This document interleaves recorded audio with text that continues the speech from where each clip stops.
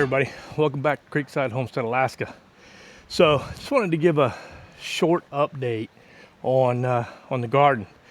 It's been about, I don't know, 2 weeks, 2 weeks, a little over 2 weeks since the end of our planting video. It's the 18th of June right now, and today I'm just doing some mulching, weeding, my favorite thing, and just looking around the garden. I just wanted to show you what it looks like about 2.5 weeks later. Because we get about 21 hours of sunlight this time of year,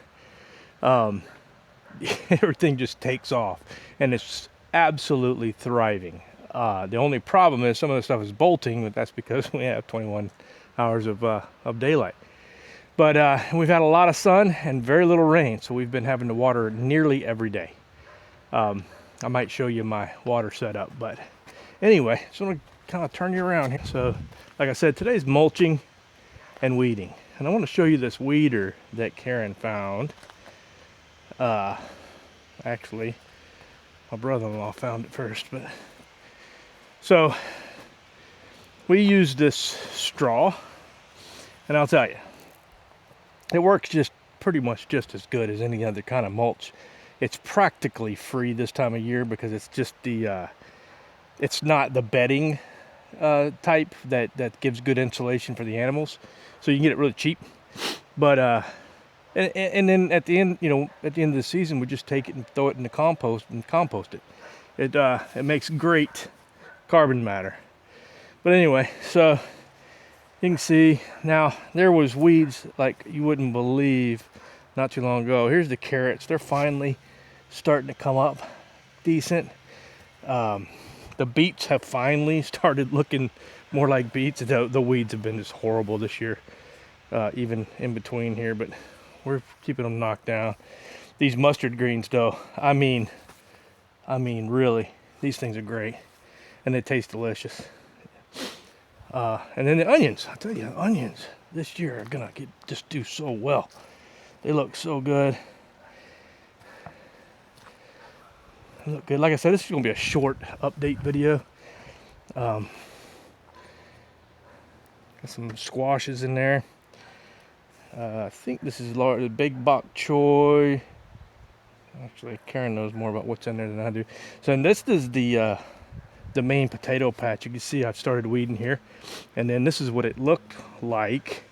It's just a battle. It's a battle this year with the weeds. I'm going to show you this weeding tool. And no, we're not sponsored. If we were sponsored, well, I'd probably have a nicer hat on. I don't know. But this thing, I'm going to put a link down below. If you can read that, you're probably Japanese. But this is the Japanese weeding tool. I'm going to show you how well it works. Okay, so I want to tell you, caution if you get one of these things. They are extremely sharp. And I'm not talking about for your fingers. I'm talking about for your plants. Don't get carried away with your weeding like I do sometimes and chop off the tops of your plants. Doesn't work out too good for them.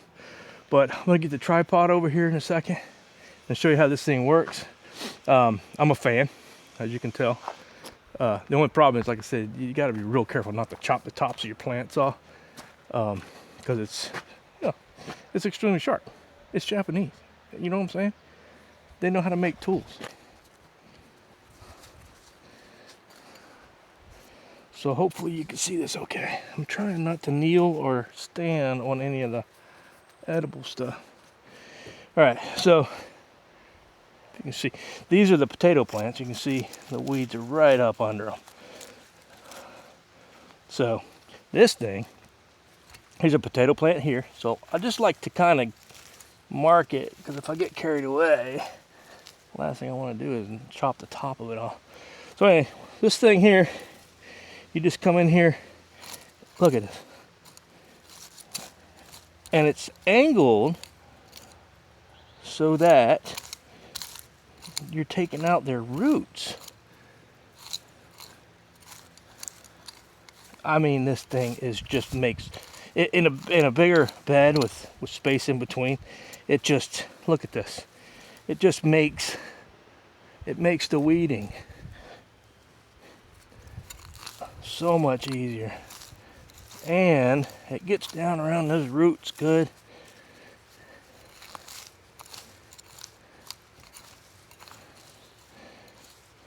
And there you go.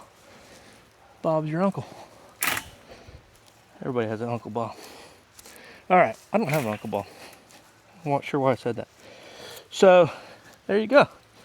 Telling you. Just trying not to step on anything.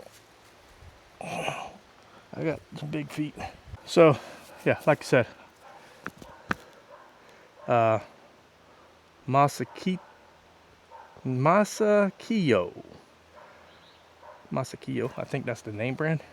But like I said, I'll find the link and I'll put it down there in the thing so you can all get one and be as happy as I am about weeding. Let's show you. Yeah, so you can see it just rips them up, and that's what it's got yet to do. Got to go in between there. I'm also hilling the potatoes. Supposed to be help you get more potatoes, I don't know. But we've always hilled them. I know that the determinate versus indeterminate matters for hilling your potatoes, because the indeterminates are the ones that will, I guess, continue to give you potatoes all the way up as you hill them, and the determinate, they just have the roots and the tubers are connected to them. Pretty sure that's how it works. But then we got the kale, which is looking really good. Not everybody's a fan. We don't grow that bitter kale. I wish Karen was here, but to tell you, but some more brassicas there. I think this is all collard greens. Sugar snap peas are just now finally starting to do something. The tomatoes are going absolutely crazy in here. They have just go watch the other video and compare when we planted those 2.5 weeks ago to now. It's an amazing difference. And then I'm just going to show you a couple more things real quick. The peppers are doing good. We're producing peppers daily, but they're not really getting big. So, I mean, some of them are getting pretty good size, but and then the cucumbers have finally started getting cucumbers. So we're going to get cucumbers this year, and that is huge. Anybody that has ever gardened in Alaska, especially in Zone 3B, knows that cucumbers are a challenge. They have been the last few years anyway. And then we got the melons over here. There are some little melons starting. So we might even get melons this year, and that would be nuts. Let me see, I'll take you around the other side. This is the other potato patch. I just got done mulching, and the bags of potatoes, they're doing pretty good. Not as good as the other potato patch, but that spot over there, we put that in last year, and it's just done amazing. The strawberries are starting to bloom, and we're gonna get a lot of strawberries this year. It's gonna be great. And this is our other brassica patch. You can see we got some bolting going on with the broccolini. Again, it's just that all that sunlight. And then this bok choy has bolted, but this bok choy, well, it's just now starting, but it at least formed so that we'll be able to get good food off of it. And everything's just looking good. And this is my barley and oats. This is the barley and oats. Right now, it's about 18 inches tall, and this is what's accessible to the chickens. They just tear it up. They love it. Little precious little peeper. I'm trying not to disturb them. This little peeper is the only one she's got, and she takes really good care of it. Yeah, you can tell she's starting to get a little ticked off at me, so I'm not gonna, and then here comes Walter. Yeah, talk to me, Walter. Yeah, this little peeper though, she's a champ. Hopefully it's a she. So we got the other little chicks, the pullets over here somewhere. Oh, there they are. They're running away. They're skittish.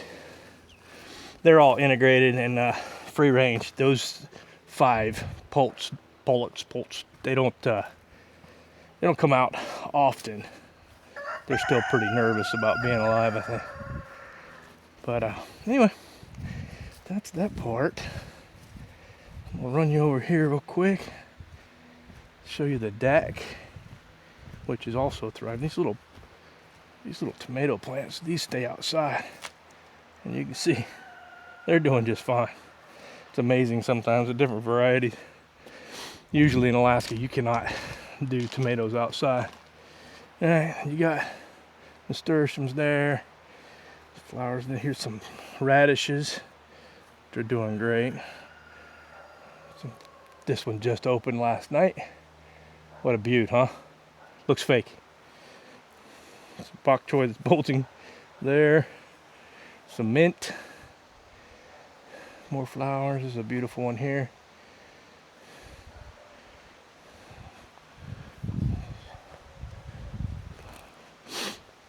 This one hasn't opened yet.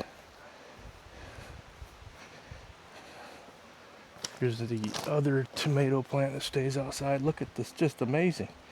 I mean, I know if you're down in the lower 48, you're going, oh, what's so big deal about that? Look up zone 3B. And these are the lilies.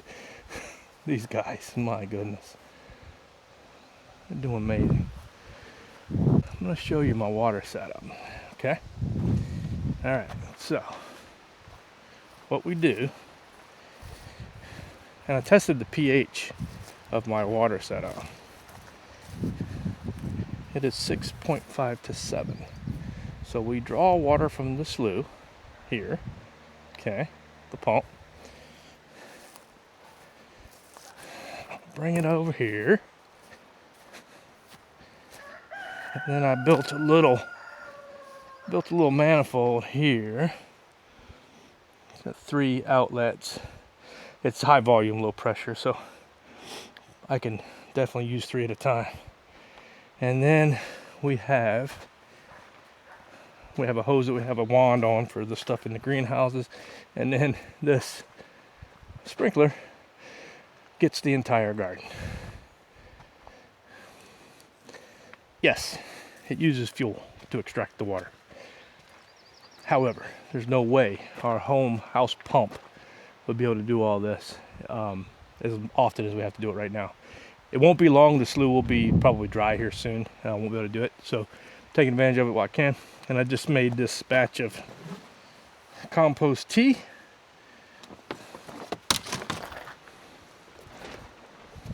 Got my tea bag. It's a pillowcase full of our compost. And then add water. And sometimes I'll use the compressor and blow bubbles in there to aerate it. I don't know that that's necessary, but some people say it is. You know, some people. Anyway, that's it. June 18th.